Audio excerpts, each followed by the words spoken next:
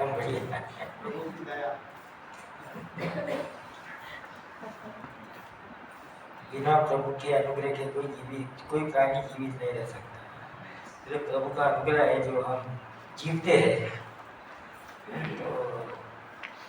तो रोज रोज हमको प्रभु का अनुग्रह पाना बहुत जरूरी होता है कि हम प्रतिदिन प्रभु के अनुग्रह में जिए।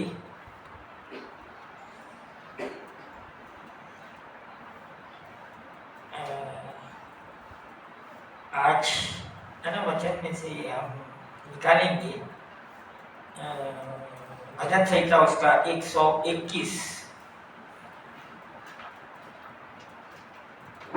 Psalm 121।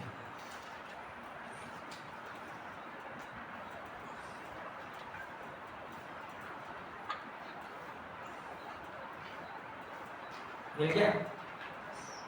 मैं अपनी आंखें पर्वतों की ओर लगाऊंगा, मुझे सहायता कहाँ से मिलेगी? मुझे सहायता यहोवा की ओर से मिलती है, जो आकाश और पृथ्वी का करता है। वह तेरे पाँव को टलने न देगा, तेरा रक्षक कभी न ऊँघेगा। सुन, इज़राइल का रक्षक न ऊँघेगा और न सोएगा। यहोवा तेरा रक्षक है, यहोवा तेरी दाहिनी और तेरी आड़ है। न तो दिन की धूप से और न रात की चांदनी से तेरी कुछ हानि होगी। यहोवा सारी विपत्ति से तेरी रक्षा करेगा, वह तेरे प्राण की रक्षा करेगा। यहोवा तेरे आने जाने में तेरी रक्षा अब से लेकर सदा तक करता रहेगा। है ना? परमेश्वर का जो चरित्र है वो ये कि क्योंकि वो हमारा सृष्टि करता है, और जो सृष्टि करता है ना, वो उसका एक कर्तव्य है क्या कि उसके लोगों की रक्षा करना। लेकिन रक्षा कब कर सकता है परमेश्वर?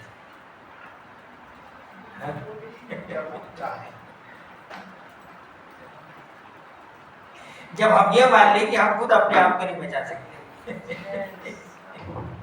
हम जब हम है ना, या परमेश्वर का वचन लिखने वाला है ना, बोलता मैं अपनी आंखें पर्वतों की ओर लगाऊंगा, मुझे सहायता कहाँ से मिलेगी? कहाँ से मिलेगी? हमको कई बार हम इस दुनिया में रहते रहते इतने कट्टर हो जाते हैं, इतने है ना ये हो जाते हैं कि हम क्या सोचते हैं हमारे जीवन में जो भी हो रहा है वो हमारी वजह से हो रहा है ना। कभी ये नहीं सोचते कि हमारी सहायता आ रही कहां से? क्यों? क्योंकि मनुष्य जो है वो सब चीज मान के ग्रांटेड में लेने मांगता है। और परमेश्वर को the using God as granted।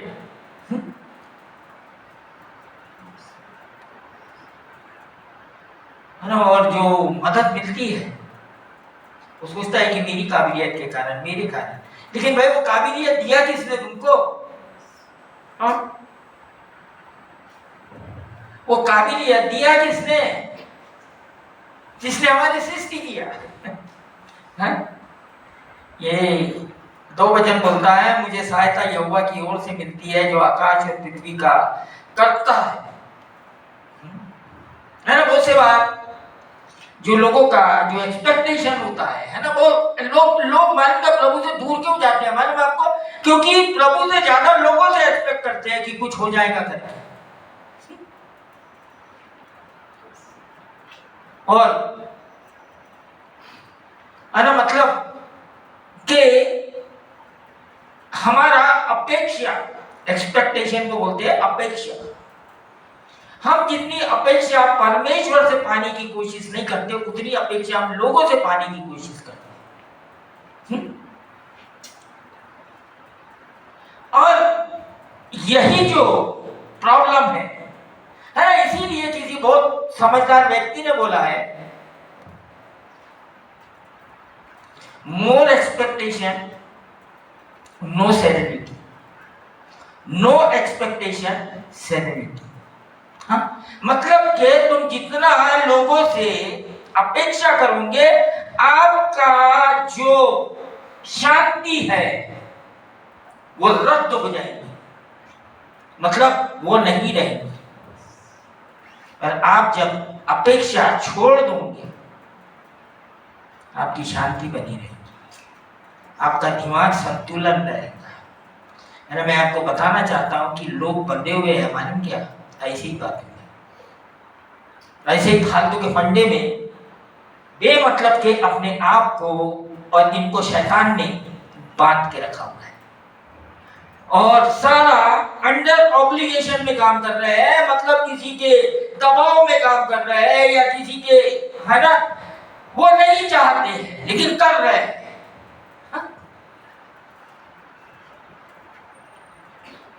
वाह, और इसके कारण लोगों का जीवन निराश है, और निराश होने के कारण प्रभु को समय नहीं दे पाते।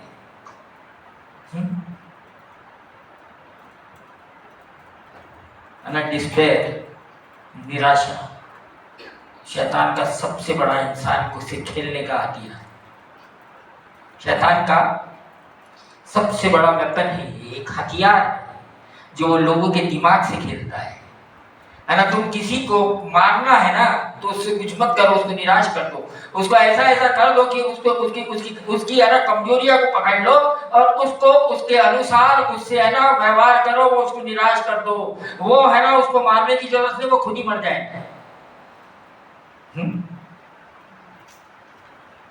ये शैतान इस तरीके के लोगों के अंदर में काम करता है। क्या करता है, हमारे अंदर में निराशा को लेके आ जाता है बहुत सारा, और जब हम अपने अंदर में ये पाते हैं कि हम निराश है, क्या होता है, हम कुछ नहीं कर पाते, क्योंकि हमारा जो फोकस है वो कहीं नहीं रहता है भाई, वो कहां आ जाता है, अपने ऊपर आ जाता है। और ये जो निराश का जो सबसे बड़ा कारण है ना, क्योंकि वो लोग किसी के साथ में कुछ बांटना नहीं चाहते हैं, बांटना नहीं चाहते हैं, उनकी अपनी दुनिया है, वो अपने आप के अंदर में आइसोलेट किए हुए हैं, और वो क्या है ना, उस साइकिल से बाहर नहीं निकलने मग रहे हैं। इसीलिए ये भजन लिखने वाला बोलता है, पूछ रहा है कि मुझको सहायता कहां से मिलेगी, कौन छुटकारा देगा मेरे को। हाँ, उसी तरीके से नए नियम के अंदर में है ना, पौलुस जो है वो बोलता है कि ये जो देह है, ये जो पाप वाला शरीर है, इससे छुटकारा कहां मिलेगा।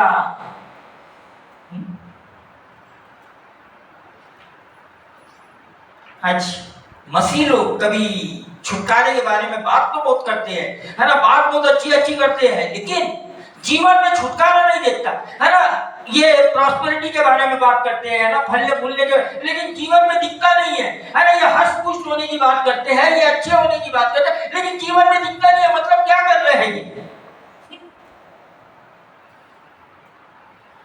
क्योंकि आपके शब्द, हमारे शब्द हमारे जीवन से मैच नहीं करते। हा? और क्या होता है, हम निराश हो जाते हैं, हमको शैतान पूरी तरीके से घेरने लग जाता है, और हम चिंता में रहते हैं कि क्या होगा क्या नहीं। हा? ये एहसास है ना, कितनों को ऐसा होता है। निराश बहुत खतरनाक, ये हमारा एक, जिसको बोलते हैं हमारी भावना, एक हमारा इमोशन, और ये निराशा हमारे जीवन में क्या लेके आती है, मालूम, शर्म। क्योंकि क्या होता है कि ये निराशा के कारण हमारा जीवन जो है वो अस्त व्यस्त होने लगता है, और जब अस्त अस्त-व्यस्त होता है हमारा जीवन, तो हम क्या करते हैं? पाप के चक्कर में लग जाते हैं, वो करते हैं जो प्रभु नहीं चाहता है। तो फिर उसके बाद क्या होता है? शर्म आने लगती है। मालूम आपको पता है लोग अपने आप को आइसोलेट क्यों करते हैं? सामना करने से डरते हैं।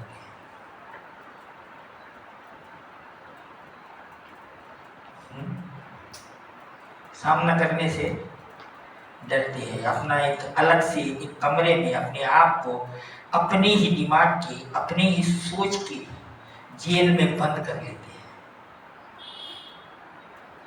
वो निकलना चाह रहे हैं लेकिन निकल नहीं पा रहे हैं। क्यों? क्योंकि उनका दिमाग ही उनके साथ में खेल रहा है ना। जब ये ऐसा हमारे जीवन में कोई ऐसा बात आ जाता है, ऐसा निराशा आ जाती है, तो हमारी मदद कहाँ से आएगी? लेकिन मदद कैसे आएगी? है ना। सबसे पहले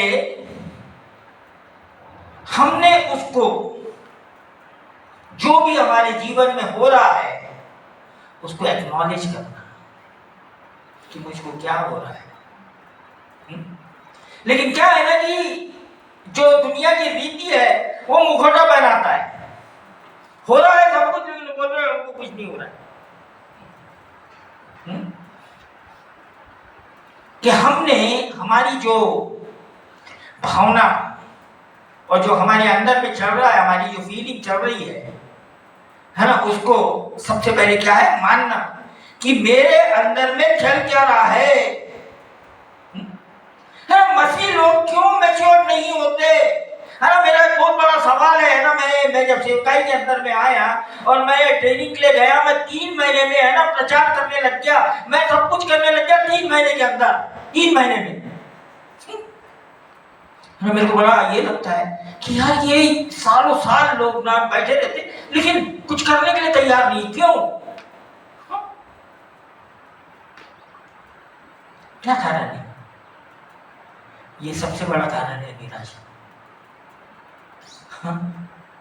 आप जाके पूछो अपने आप से, है ना। एक्नॉलेज करो, मतलब मानो, है ना, उसको जानो कि भाई क्या बात है, मैं इतना क्यों निराश हूं, मैं इतनी निराश क्यों, क्या क्या क्या कारण है? पहले उसको एक्नॉलेज करो। दूसरा स्टेप उसका है, उसको लेके परमेश्वर के पास जाओ। मदद कहां से मिलती है?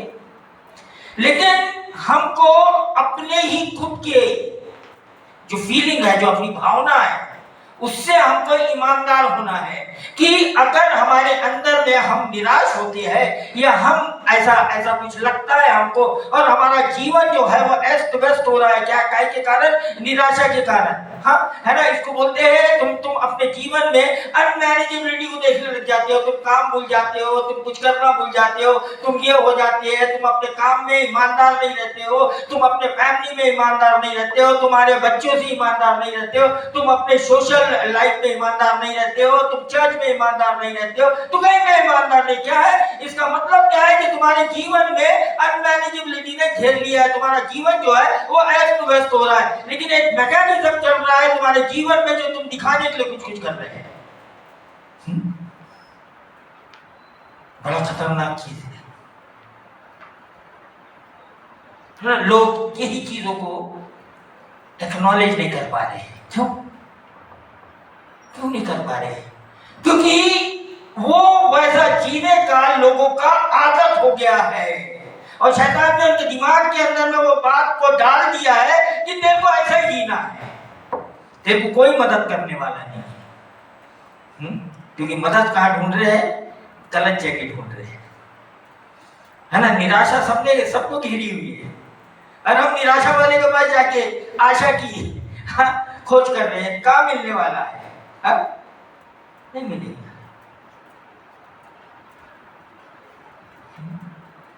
अगर हम भजन संहिता 77 उसका 11 पढ़िए।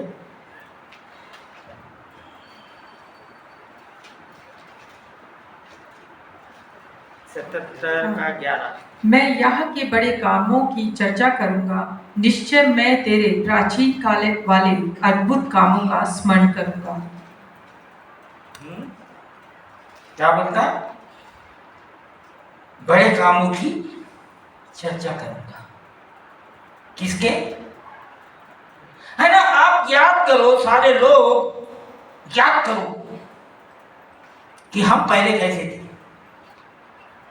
और परमेश्वर ने हमारे जीवन में किस तरीके की सहायता भेजा या किस तरीके का मदद किया। है ना, यहाँ पर यही बोल रहा, मैं यहाँ के बड़े कामों की चर्चा करूंगा। है ना, लोग क्यों निराश है? मालूम क्या? क्योंकि परमेश्वर ने जो उनके जीवन में किया है उसको बताने के लिए तैयार नहीं है। उसको शेयर करने के लिए तैयार नहीं है, उसको बांटने के लिए तैयार नहीं है। क्या होता है ऐसे? है ना, जब वचन आपके अंदर में मालूम क्या स्टिक होने लगता है ना, ये जो वचन है ना, ये बहता जल है। जब ये पड़े पड़े सड़ने लगता है ना, तो ये जो परेशान करता है ना, इसके जरिए परेशानी कहीं से भी नहीं आती। प्रॉब्लम क्या है लोगों का?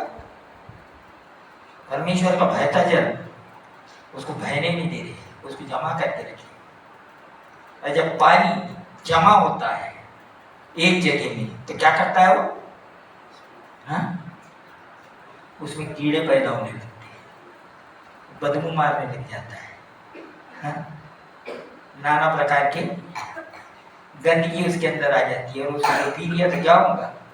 इसी तरीके का लोगों का जीवन है। वो बहते जल को बहने नहीं दे रहे, गंदा पानी पिला दे रहे, खुद ही पी रहे, वो दूसरों को भी नहीं है, खुद ही पी ले रहे ना। तो ये बोलता, मैं यहाँ के कामों की चर्चा करूंगा, निश्चय मैं तेरे प्राचीन काल अद्भुत कामों का स्मरण करूंगा। कौन से कामों का? जो परमेश्वर ने हमारे जीवन में किया है और जो रोज कर रहा है और जो हमारे पुरखाओं के जीवन में किया है। हाँ? कि उनको क्या करूंगा मैं? स्मरण। मतलब उनको एक्नॉलेज करूंगा, उनको याद करूंगा। हम परमेश्वर ने क्या किया उसको तो याद नहीं करते। हम याद क्या करते हैं? हमारे के लोगों ने क्या किया हमारे।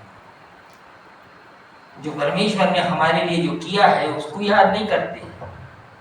जो परमेश्वर ने हमारे लिए भलाई किया है, हमको उद्धार दिया है, हमको छुटकारा दिया है, हम उनको याद नहीं करते।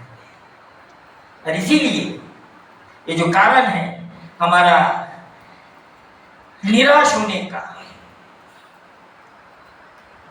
है ना, और ये आपको हमेशा ही इससे डील करना पड़ेगा। क्योंकि हमको एक चीज को ग्रहण करना है कि हम जिस दुनिया में जी रहे हैं ये पाप से भरी हुई दुनिया है। कैसे भरी है? ये हम इस दुनिया में जी रहे हैं, ये पाप से भरी हुई दुनिया है, जहां हमारे सारे ही जो हमारे जो अपेक्षाएं हैं वो पूरी नहीं हो सकती। आप चाहे कितनी भी कोशिश कर लो, आपके सारे जो अपेक्षा है वो कभी भी पूरी नहीं हो सकती। क्यों? क्योंकि हम ये सिंफुल वर्ल्ड में, ये पाप की दुनिया में जी रहे हैं। मैं बहुत से बार लोगों को बोलता, आप परमेश्वर को जबरदस्ती कुछ करा नहीं सकते, कि आप ये भी नहीं एक्सपेक्ट कर सकते या ये भी आप अपेक्षा नहीं रख सकते कि मेरे रिश्तेदार या मेरे सगे संबंधी आपकी पूरी इच्छा को पूरी कर देंगे। सोच लो, आपको छोटी लगेगी, आपके जीवन में सिर्फ निराशा ही आएगी। कि मैं किसी के लिए बहुत अच्छा कर रहा हूं तो मेरे लिए बहुत अच्छा हो जाएगा। हमारे जितने भी ऐसे सोचना है, एक दिन आप है ना उसको रियलाइज करेंगे कि मैं गलत सोच रहा था, मैंने लोगों के बारे में गलत धारणा बना के रखा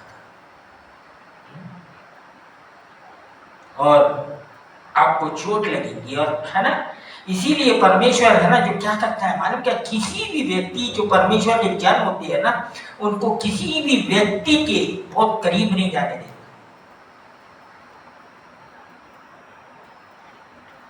क्या किसी भी चीज से इतना प्रेम नहीं करने देता है।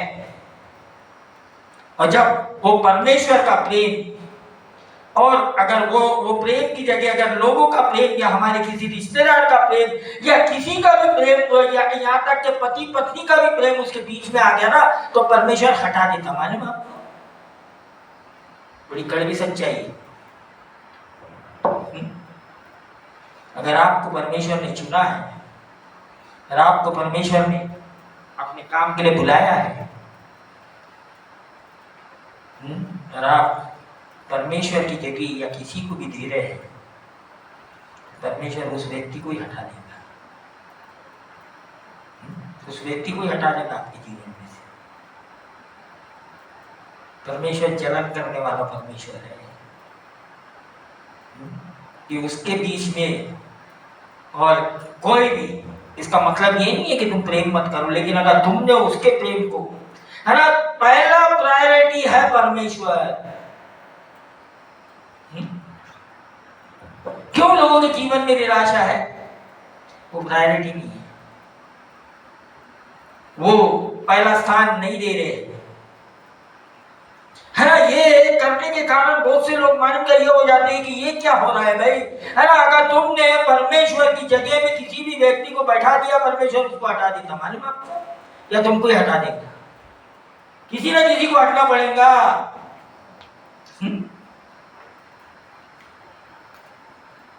अब्राहम जो था वो अपने इसहाक से बहुत प्रेम करता था।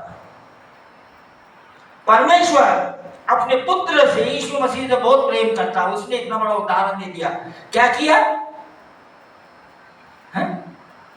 उसी को सूली पे चढ़ा दिया, है ना। मसीहत को जिस तरीके से आज है ना पेश किया जाता ना, वो नकली मसीहत पेश किया जाता है बहुत से जगह में। बहुत कम लोग हैं जो असली मसीहत को पेश करते हैं, कुछ और ही, है ना, डिल्यूजन, मतलब कुछ तो भी अजीब दुनिया में ले जा रहे हैं। हकीकत को पेश नहीं किया जा रहा।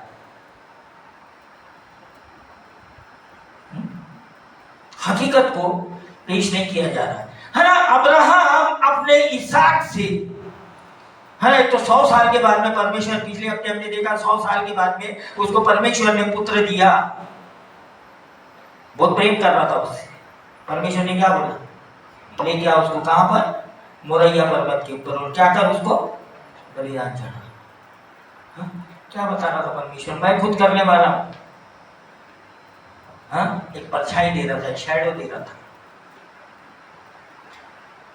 परमेश्वर, है ना, एक हमारा ऐसा परमेश्वर है जो कभी नहीं चाहता कि हमारे बीच में और उसके बीच में कोई भी बीच में आ जाए। और ये बीच में आने के कारण ही लोग बंधे हुए हैं, मालूम आपको, है ना। ये नहीं है कि तुम प्रेम मत करो, लेकिन क्या होता ना कि तुम ये करते हो कि तुम परमेश्वर में भूल जाते हो। आजकल कितने लोग हैं जो चर्च में नहीं आते। क्या क्या हो रहा है ये? क्या हो रहा है? उस करने से सोचते ही कि है ना कुछ नहीं होगा। मैं आपको डराने के लिए नहीं बोल रहा हूं, लेकिन अगर आपने परमेश्वर को एक बार जाना है और एक बार उसको ग्रहण किया है, और उसके बाद में अगर आप उससे पीछे हटते हैं, बहुत खतरनाक कॉन्सिक्वेंसेस है एक्चुअली। उसका जो भुगतान है वो आसान नहीं है ना। परमेश्वर चाहता है कि सब कोई, है ना, बहुत अच्छे से रहे, लेकिन हम क्या कर रहे हैं मालूम क्या? हम परमेश्वर से हट रहे हैं, उससे दूर जा रहे हैं। और हम क्या कर रहे हैं? परमेश्वर ने नहीं छोड़ा है, लेकिन हम क्या कर रहे हैं? अपने आप को उस दुष्ट के हाथ में दे दे रहे हैं। तो तुमको अब सता कौन रहा है? अब तुम परमेश्वर की नहीं सुन रहे, तुम उसकी सुन रहे दुष्ट। तो वो क्या है? उसका काम क्या है? क्या करेगा वो? क्योंकि तुम क्या किए हैं? परमेश्वर के कवच के अंदर से निकल के बाहर निकल गए हो। फिर तुम्हारे जीवन में निराशा नहीं आएगी तो क्या आएगी? हाँ? तुम वो कवच के बाहर निकल गए और सोच रहे कि कुछ बड़ा अच्छा हो जाएगा। हाँ? मेरी सहायता कहाँ से आती है? हाँ? परमेश्वर की ओर से आती है। हाँ? 3 वचन पढ़ो इसका, 121 का। वह तेरे पांव को टलने न देगा, तेरा रक्षक कभी न ऊंघेगा। हाँ, कभी भी ऊँगता नहीं है, न सोता है। ये परमेश्वर का चरित्र है। मतलब कि परमेश्वर अपने लोगों की रक्षा में 24 घंटे लगा हुआ है। हाँ? तो कौन बाहर चले जाता है रक्षा के? हाँ? हम खुद चले जाते हैं, हम खुद जाते हैं और फिर रोते रहते क्या हो गया, क्या हो गया, क्या हो गया। हाँ? हम खुद बाहर जाते हैं उसके और फिर सोचते हैं कि हमने कुछ तो ऐसा कर दिया। और अगर हम अपने भावनाओं से और अपने ये जो जब ऐसे प्रकार के हमारे अंदर में भावना और ऐसे ऐसे जब परिस्थिति से हम जाते हैं तो है ना, ये मत बोलो कि मेरे साथ सब कुछ ठीक चल रहा है। उसको एक्नॉलेज करो, उसको मानो कि मेरे साथ में क्या हो रहा है, और उसको कहां पर ले जाओ? उसको परमेश्वर के पास में लेके जाओ। है ना, जो आराधना और जो वर्शिप ये किसी डिल्यूजन से नहीं आता है। सुनो बहुत ध्यान से। कभी कभी लोग सोचते हैं ना कि हमसे आराधना क्यों नहीं होती है, हमसे क्यों नहीं होता है। ये कोई भावना नहीं है या कोई माया जाल नहीं है। कैसे हो जाएगा? ये किसी इससे उभर के नहीं आता है, लेकिन जब हम में सच्चाई जागृत होती है ना, तब आता है हमारे अंदर में, जिसको बोलते हैं अवेयरनेस ऑफ रियलिटी। है ना, लेकिन बहुत से लोग ये जो अवेयरनेस ऑफ रियलिटी है, जो सच्चाई के लिए जागृत होना, यही होने देते हैं। है ना, क्योंकि जो सोच है वो क्या है मालूम? क्या कि सब ठीक हो जाएगा।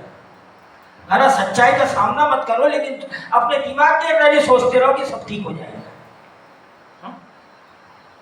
आप झूठ को लेके परमेश्वर की आराधना नहीं कर सकते।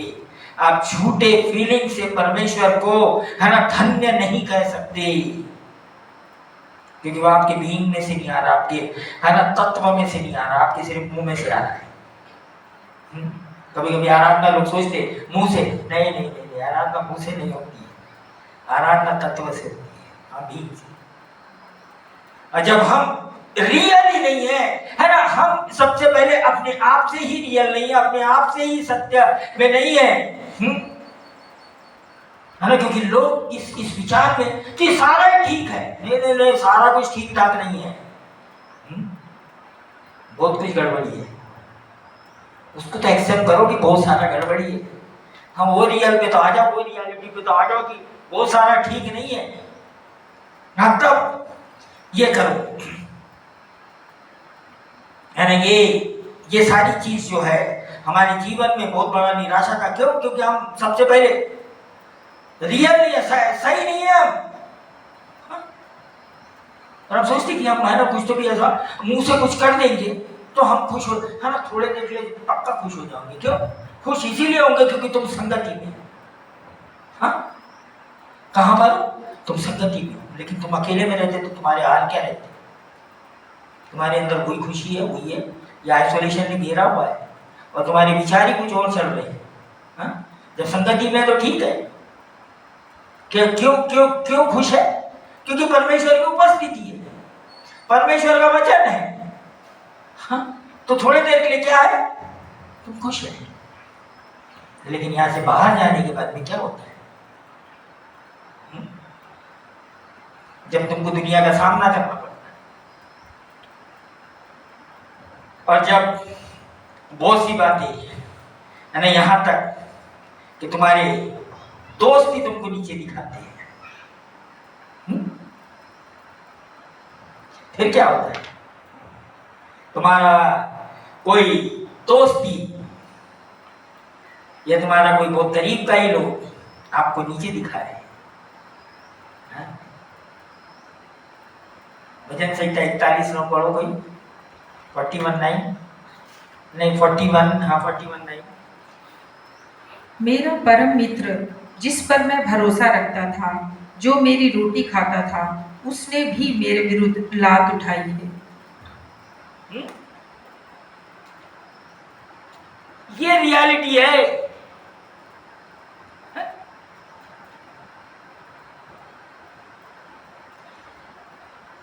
कौन कौन कौन इसको धोखा दे रहा है? कौन इसको नीचे दिखा रहा है? मेरा परम मित्र, हाँ, जिसने भरोसा रखता था, जो मेरी रोटी खाता था, उसने भी मेरे विरुद्ध लात उठाई। क्या आएगा? फीलिंग क्या आएगी? हाँ, क्या आएगी? लेकिन हमारे लोग करते क्या है? हमारे क्या वो फीलिंग को एक्सप्रेस नहीं करते। ये यहाँ पर एक्सप्रेस कर रहा है, ये बता रहा है कि भाई मेरे साथ में ये गुजरा है, ये मेरे साथ में हुआ है। हाँ?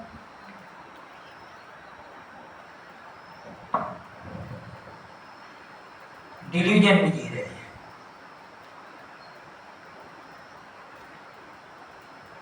जब बहुत ही ऊंचे वाले लोगों के या हमारे जो बॉस होते हैं बड़े बड़े पोस्ट की, उनके चोरी चालाकी के कारण हम बहुत ये हो जाती है, उनके मतलब कि मैनिपुलेशन, मतलब उनका चालाकी से कोई काम करवा लेना हमसे, चालाकी से किसी को इस्तेमाल कर लेना। भजन संहिता 10:9 पढ़िए।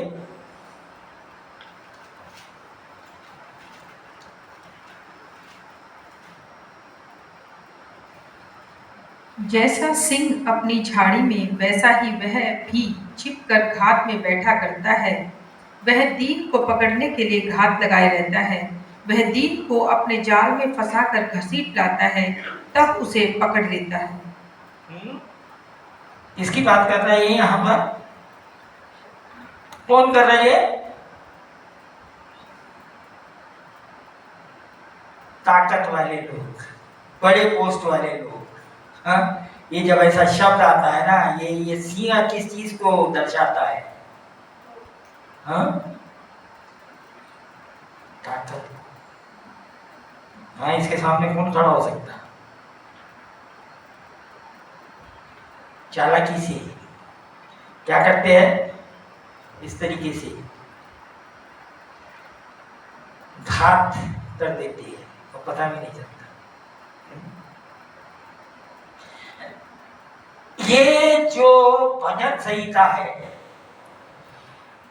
ये अपनी जो नेचुरल फीलिंग है, अपनी जो रियल फीलिंग है, उससे परमेश्वर की आराधना करता है। भजन संहिता वो है।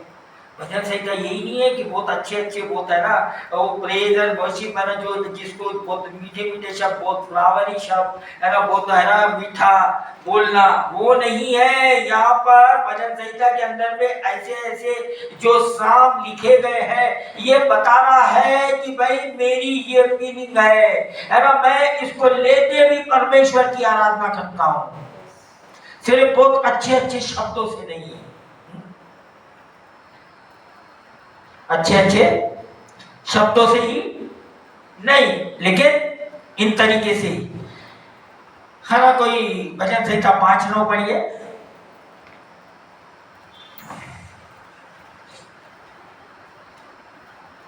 क्योंकि उसके मुंह में कुछ सच्चाई नहीं, उनके मुंह में निरी दुष्टता है, उनका गला खुली हुई कब्र है, वे अपनी जीभ से चिकनी चुपड़ी बातें करते हैं। हाँ, इसलिए बोलते ना कि डिसर्नमेंट बहुत जरूरी है। नीति वचन बोलता है ऐसी बातें करने वालों से दूर रहो। जो तुमको डांटता है उसके करीब जाओ। हाँ, दुनिया में लोग क्यों धोखा खाते हैं मालूम आपको?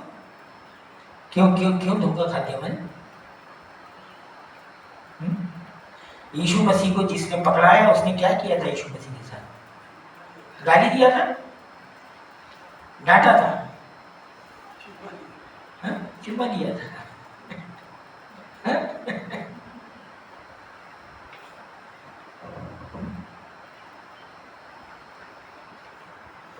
ये सारा इसीलिए ये जो भजन संहिता है ये है, इनको है ना, इनको पढ़ना बहुत जरूरी है, क्योंकि उनके मुंह में कोई सच्चाई नहीं, उनके मन में निरी दुष्टता है, उनका गला खुली हुई कब्र है, वे अपनी जीभ से चिकनी चिकनी बातें करते हैं। होशियार रहो।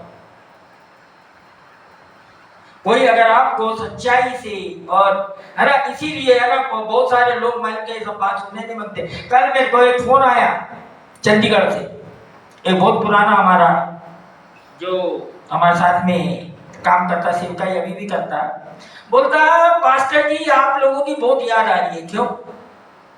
बोलता यहाँ से सच्चाई गायब हो गई।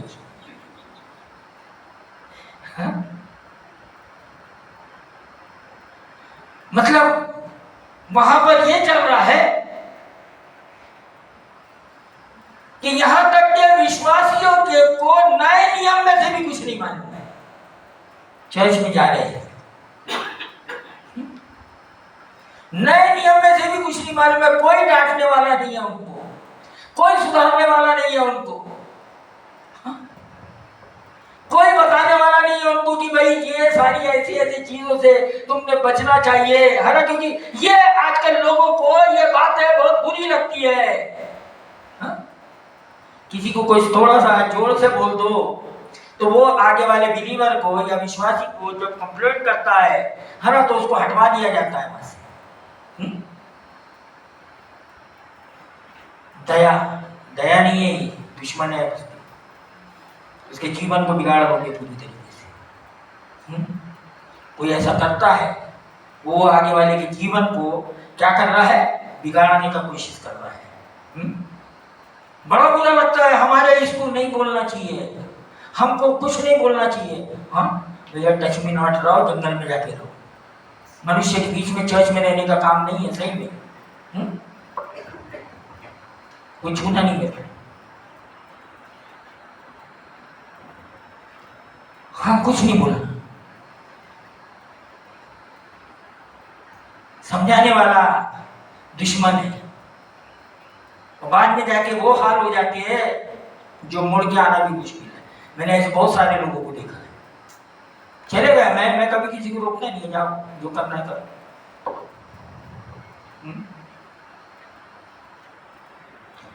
भाई अगवे जो होते हैं है ना, वो प्रभु की जगह में होते, मालूम आपको? हाँ? और उनको अधिकार भी दिया गया है प्रेम करने का भी और ताड़ना देने का भी, है ना। वो जितना वो प्रेम करते हैं उतना ही वो ताड़ना भी दे सकते हैं, है ना। आप उसको है ना, लोगों को उतना ही ताड़ना दे सकते हैं जितना आप उनसे प्रेम करते हैं। अगर ये दोनों में बैलेंस नहीं है तो वो प्रेम नहीं है, फिर वो कुछ और है। वो उसको बोलते हैं वो वासना, या वो सिर्फ मेरी सुन तो मैं तेरी सुनूं, लेकिन किसी को करेक्शन मत करो, किसी को सुधारो मत। मतलब हम क्या कर रहे हैं? अनुमति दे रहे हैं उसको नरक में जाने की, उसके लिए नरक को तैयार कर रहे हैं। क्यों यूरोप देश बिगड़ गए? क्यों अब अमेरिका भी बिगड़ते चले जा रहा है? हाँ, सारा सेकुलर बन जा रहा है, सारा वही दुनिया की सोच, वही दुनिया का मेथड, दुनिया का सिस्टम, वही सारा है ना आजकल, है ना। यहाँ तक कि बाइबल स्कूल्स के अंदर में भी वैसा सिस्टम चालू हो जा रहा है। क्यों?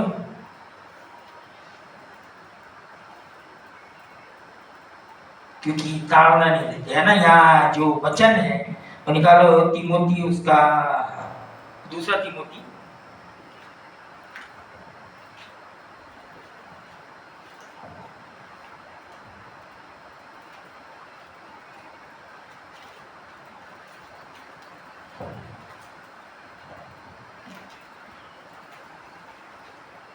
3 का 16 पढ़ो, 16-17। संपूर्ण पवित्र शास्त्र परमेश्वर की प्रेरणा से रचा हुआ है और उपदेश और समझाने और सुधारने और धार्मिकता की शिक्षा के लिए लाभदायक है, ताकि परमेश्वर का जन सिद्ध बने और हर एक भले काम के लिए तत्पर हो जाए। है ना, इसको बहुत अच्छे से याद कर लो, है ना। ये जो संपूर्ण पवित्र शास्त्र है ना, ये नहीं बोल रहा है कि एक एक भाग उसका, है ना। लोगों ने क्या किया, उसका एक एक हिस्सा जो अच्छी बात है वो अपन ने ले लिए, जो उसमें है ना ताड़ना वाली बात है, जो सुधारने वाली बात है, उसको कोई केयर नहीं करता। क्या बोलता, संपूर्ण पवित्र शास्त्र इस परमेश्वर की प्रेरणा से रचा गया है और काय के लिए है, उपदेश और समझाने और सुधारने। यहाँ पर जो वर्ड आया सुधारने, इसको आया है डिसिप्लिन। डिसिप्लिन आसानी से नहीं होता है, और धर्म की शिक्षा के लिए लाभदायक है, ताकि परमेश्वर का जन सिद्ध बने। अगर ये नहीं हो रहा है चर्च के अंदर में, इस तरीके से शिक्षा नहीं दी जा रही है, तो तुम परमेश्वर के जन नहीं बना रहे, किसी और के जन बना रहे हैं। वो कुछ और करेंगे जा रहे, वो परमेश्वर के लोग नहीं है। लेकिन जो इसको तिमोथी को पौलुस जो है वो क्या कर रहा है, इंस्ट्रक्शन दे रहा है कि तू जब चर्च चलाए तो ये बात को ध्यान रख कि पूरा जो पवित्र शास्त्र है वो परमेश्वर की पवित्र आत्मा की प्रेरणा से रचा गया है। किसके लिए, तुमको सुधारने के लिए, है ना, शिक्षा देने के लिए, इसके लिए सिर्फ है ना प्रचार कराने के लिए नहीं, या ये सिखाने के लिए नहीं, ताकि परमेश्वर का जन क्या हो जाए, सिद्ध हो जाए, है ना। लेकिन आजकल ये सारी बातें जो है ये क्या होती जा रही है, खत्म होती जा रही है। और ये जो निराशा है ये इसी का कारण है, क्योंकि कोई सुधारना नहीं है। अगर कोई सुधारने आया आपको और किसी ने आजकल किसी को कुछ बोल दिया तो वो पूरा निराशा के अंदर डूब जाती है और शैतान खेलना शुरू कर देता तुम्हारे दिमाग के साथ। क्यों, ये जो प्रैक्टिस है इसको क्या कर रहा है शैतान और ये दुनिया, तो प्रैक्टिस करना। आजकल है ना, माँ बाप अपने बच्चों को डांटने से डरते हैं, डरते हैं सुसाइड कर लेंगे। कोरिया में था, मैंने है ना उस टाइम में केस हुआ, एक टीनेज लड़की, वो फोन, उसकी माँ ने उसके हाथ से फोन छीना और खिड़की के बाहर फेंक दिया। वो अपार्टमेंट में ऊपर रहती थी, वो फोन के साथ वो भी आ गई लड़की।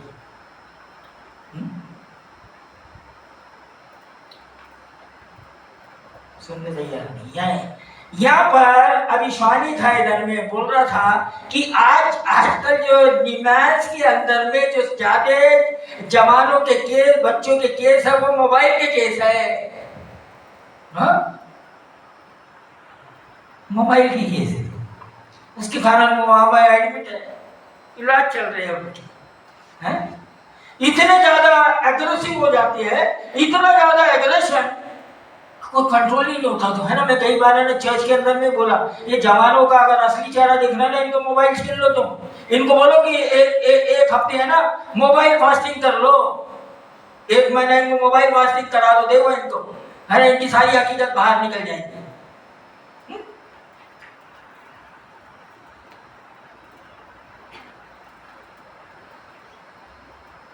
आजकल वो चर्च के अंदर में से सुधारने का काम, क्यों चर्च नहीं डेवलप नहीं हो रहे, मालूम आपको? सिर्फ सो कॉल्ड हम मसीहत, टाई कोट वाला मसीहत, टाई कोट पहनने से मेरे को कोई एनर्जी नहीं है क्या, मैं उसके अगेंस्ट में नहीं हूँ, उसको बोलते ना व्हाइट कॉलर क्रिश्चियनिटी। अच्छा बोलो, हाँ, लोग गलती भी कर रहे थे तो कोई बात नहीं, सुधर जाएगा भाई, उसको बताएंगे ही नहीं वो क्या कर रहा है करके, वो कहाँ से सुधर जाएगा, है? कहाँ से सुधर जाएगा?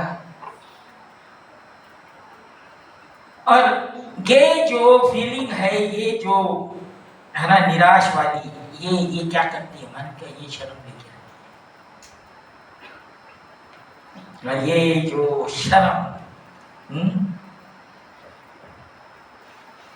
तुमको लोगों से छुपाना शुरू कर दिया, किसी को गलत पकड़ना है ना तो उसको देखना कि वो अकेले में कितना रहता है, कुछ गलत करना है सही में।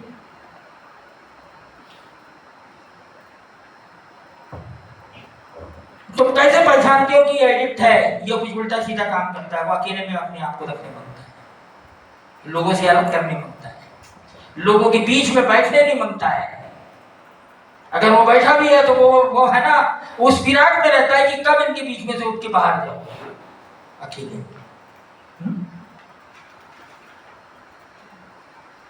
क्या करता है? शर्म तुमको लोगों की नजर से अलग लेके जाता है। और ये इतनी खतरनाक ये फीलिंग है जिसको बोलते हैं शर्म या लज्जा, बहुत ज्यादा खतरनाक है। लोग यहाँ वहाँ भागते रहते नहीं, इसका कारण क्या है? मालूम कुछ तो भी गलत है ना। आदम और हवा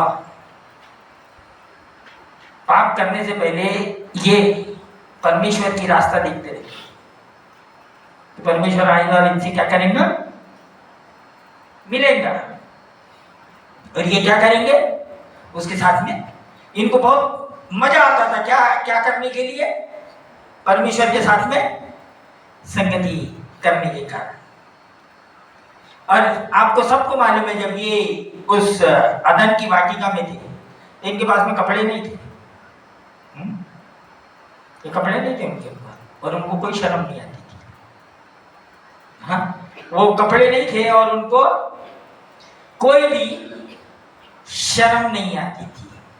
हाँ? ये उत्पत्ति 2:25 पढ़ो।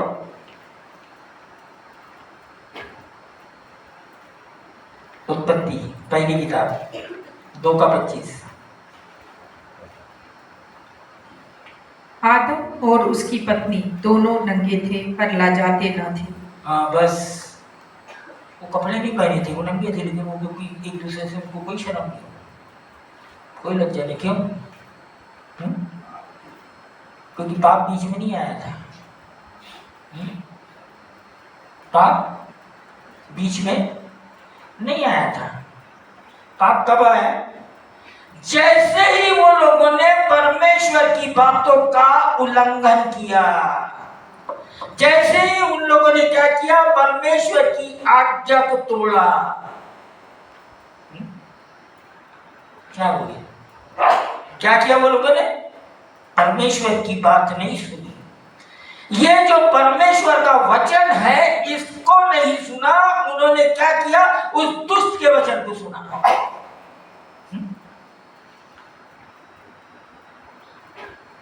इसके वचन को सुन रहे, ये बहुत जरूरी होता है। उसने क्या किया? इनके जो पाप था वो क्या था? परमेश्वर की बात आज्ञा नहीं मानी, लेकिन किसकी आज्ञा मानी? उस दुष्ट की। है ना, कभी भी जो कठिन बात होती है, जो तुमको नहीं करना होता है,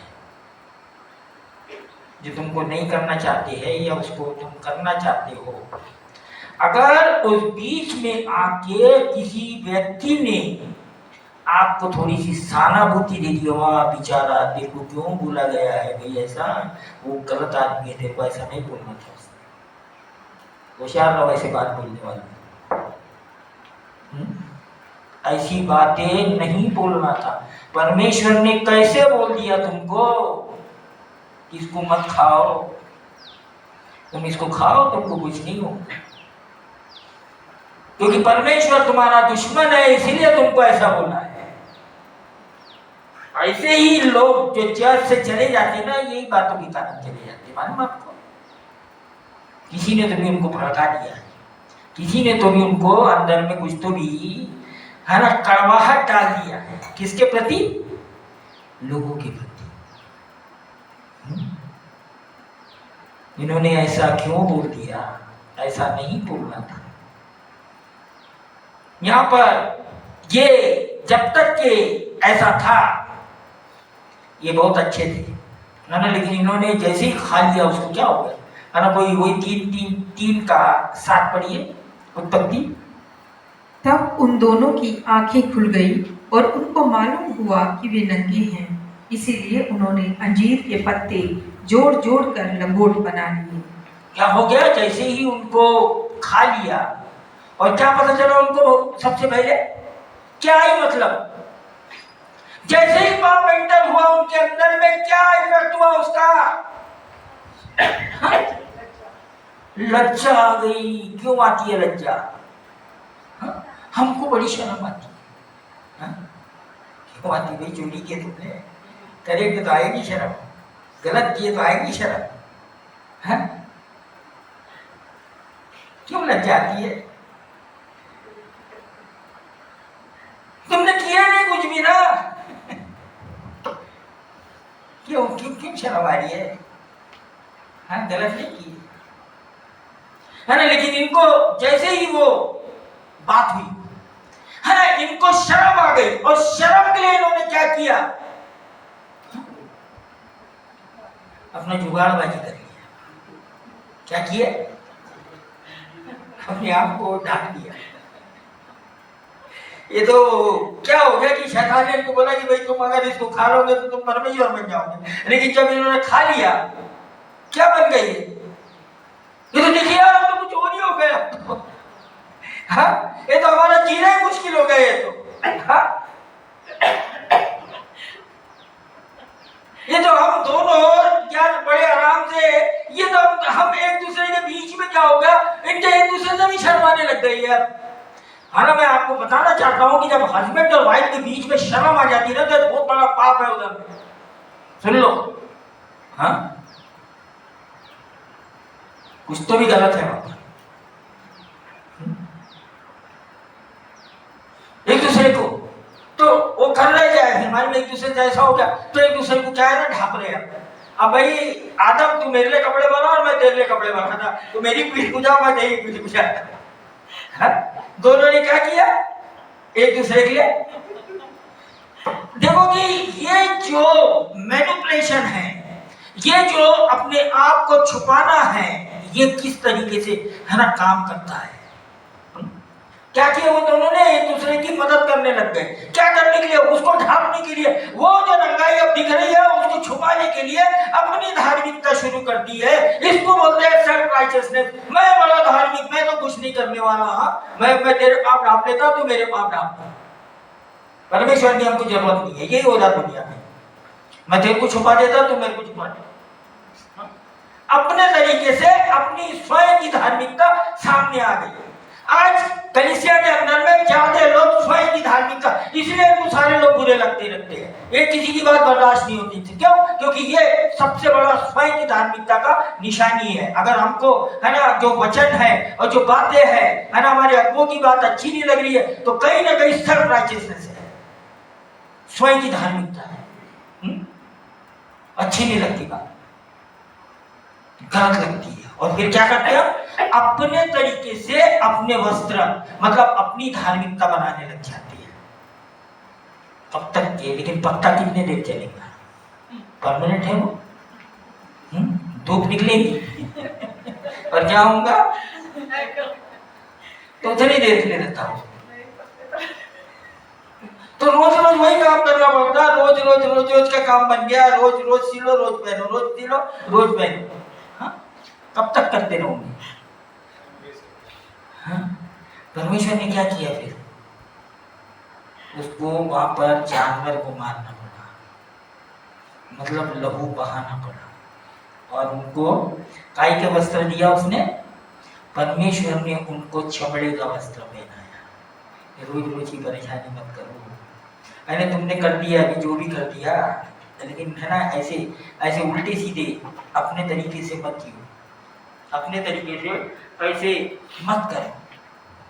परमेश्वर ने वहां पर उनको उद्धार का साइन दे दिया कि भाई पाप का प्रायश्चित लहू, बिना लहू के नहीं है ना। गलती का प्रायश्चित बिना लहू के नहीं है। तुम्हारे अपने काम से ये नहीं चलने वाला है। हम भी अपने शर्म को छुपाने के लिए बहुत कुछ करते रहते हैं ना। ये प्रैक्टिस कर रहा है दुनिया में, हमें सीधा सीधा परमेश्वर के सामने में जाके हमें क्षमा मांगने के बदले और उसको है ना एक्सेप्ट करने के बदले, वो रियल चीज को सामने ले जाने के बदले,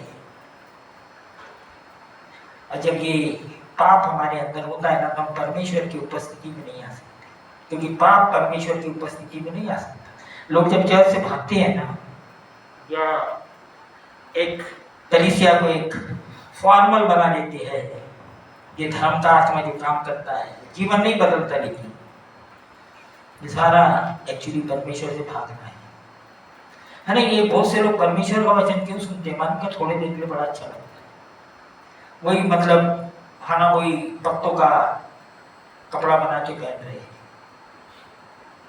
लेकिन परमानेंट सॉल्यूशन नहीं ले पा रहे, क्योंकि परमानेंट सॉल्यूशन सिर्फ परमेश्वर के वचन के अनुसार चलने से आता है, ऐसे उसके कारण नहीं आता है ना। और जो भी परमेश्वर के, ये क्या किया आदम हवा, परमेश्वर से दूर भागते हैं, क्यों?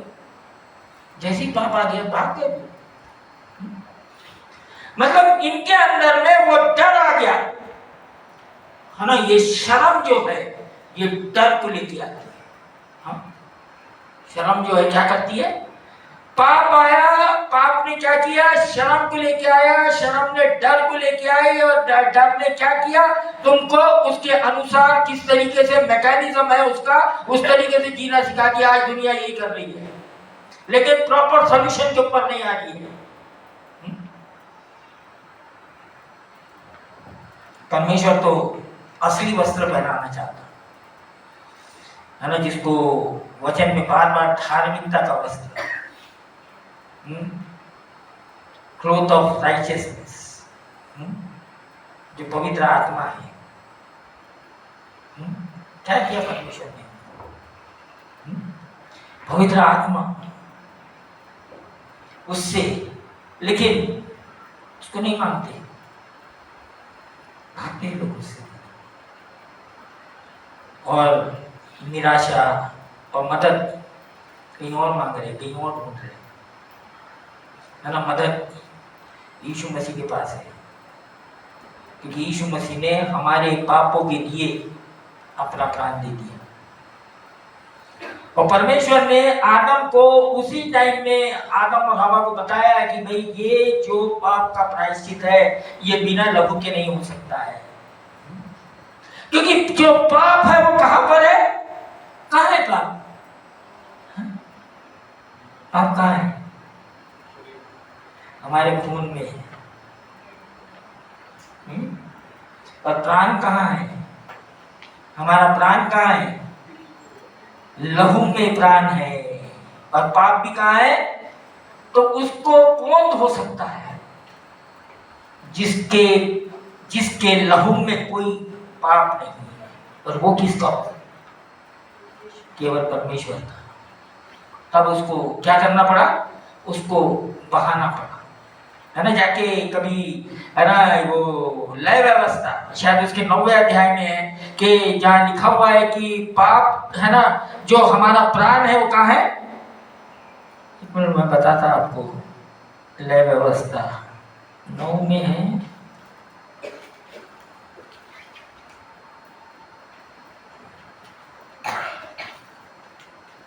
मालूम नहीं मेरे को, अभी ठीक से ख्याल नहीं है, लेकिन लय व्यवस्था भी है।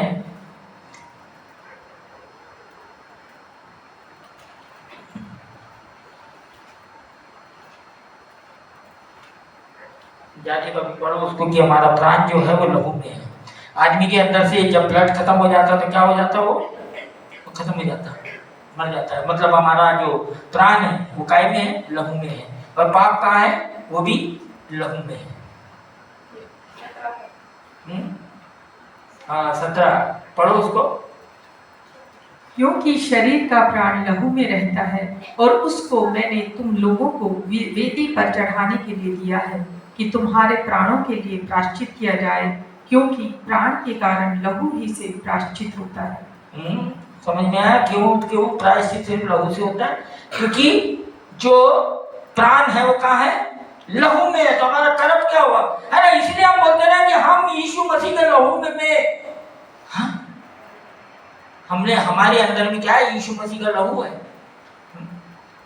वही नहीं है तो कहां से पाप से छुटकारा, कहां से जीवन मिलेगा। हमारे इसमें यह है। तो इसीलिए परमेश्वर को क्या करना पड़ा, उसके लिए उसको बलि चढ़ाना पड़ा वहां पे। उनके तुम्हारे अपने धर्म के काम से छुटकारा नहीं मिलने वाला, परमेश्वर को प्रयोजन करना पड़ेगा, तुम नहीं कर सकते।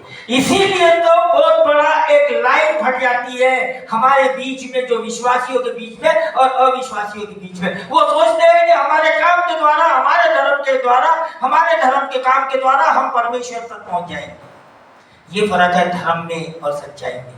हम परमेश्वर के पास में पहुंचने के लिए परमेश्वर को प्रयोजन करना पड़ता है, हम नहीं कर सकते, हम नहीं कर सकते। परमेश्वर खुद उनको क्या किया, उनके लिए प्रयोजन किया, उनको खुद बलि चढ़ा के क्या किया, उनको वो वाले पत्ते के वस्त्र नहीं, लेकिन परमानेंट वस्त्र पहनाया कि उनको बार बार वो ना करना पड़े। तो उसी रीति से अगर बार बार नहीं करना चाहते हो तो रोज रोज अपने आप को यीशु मसीह के लहू में ढाको, रोज रोज है ना, अपने आप को परमेश्वर के करीब लेके आओ। और हमारा जो प्रायश्चित वो यीशु मसीह है। हाँ, यीशु मसीह को परमेश्वर ने क्या किया, उस क्रूस के ऊपर चढ़ा दिया, ताकि हम ये सारे निराशा से, सारा जो हमारा जो शर्म है ना, जो पाप के कारण हमारे अंदर में जो शर्म है, उससे हम छुटकारा पाए, जिससे हम अपने आप को है ना लोगों से और सबसे क्या करने मांगते हैं, आइसोलेट करने मांगते हैं। उससे परमेश्वर हमको बचाना चाहता है और परमेश्वर ने खुद उसका प्रयोजन किया है। तो हम उस प्रयोजन को ले आइए, हम थोड़ी देर के लिए जो वचन को हमने आज सुना है, और अगर हमें भी ऐसे बहुत से निराशा है जिसको हम परमेश्वर से मदद नहीं मांगते, अगर निराश होने में या उस हमारी जो सच्चाई है या जो रियलिटी है उसका सामना नहीं करने मांगते, लेकिन सोचते कि सब ठीक है, आइए हम परमेश्वर के सामने में जाए और परमेश्वर को बोले कि परमेश्वर, अगर हम अंदर पूरी ईमानदारी से तेरे पास नहीं आए और पूरी ईमानदारी से और सच्चाई से, या कोई ऐसे ही डिलीजन के कारण हम कुछ अपने ही दिमाग से सोचते रहे, तो प्रभु जी आज हमको क्षमा कर। आइए हम जाए परमेश्वर के पास। और मैं पीटर भाई से विनती करूंगा कि थोड़ी देर के लिए म्यूजिक चलाए 5 मिनट के लिए, ताकि हम परमेश्वर के सामने जाए और प्रार्थना करें और पश्चाताप करें। और 5 मिनट के बाद में फिर हमारी जो आराधना की टीम है वो आएगी।